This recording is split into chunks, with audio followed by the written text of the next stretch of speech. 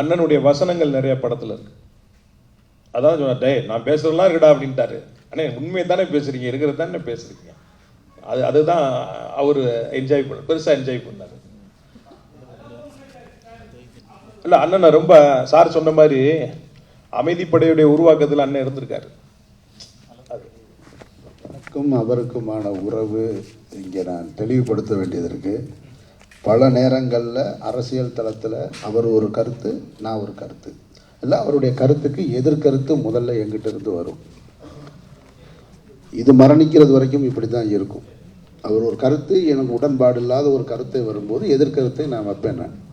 ஆனால் உறவாக எனக்கும் அவருக்கும் அண்ணன் தம்பி தான். அதுவும் மரணிக்கிற வரைக்கும் இப்படியேதான் இருக்கும்.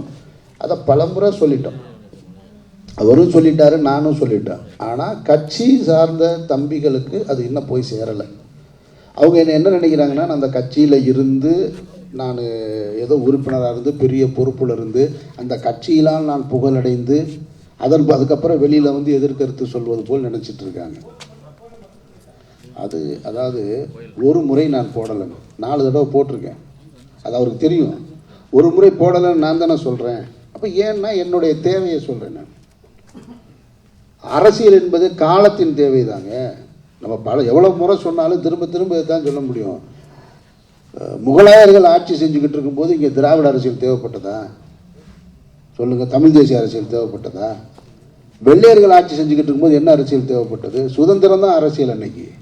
அப்போ சுதந்திர இந்தியாவுக்கு பின்னாடி தான் திராவிட அரசியல் தேவை இருக்குது.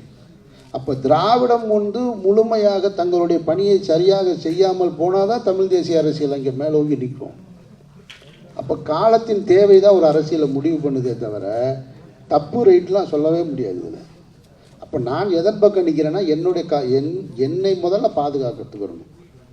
நான் என்னத்தானே அரசியலை பேச முடியும்? என்னையவே பாதுகாக்க முடியாத அரசியல் எதுக்கு அரசியல்?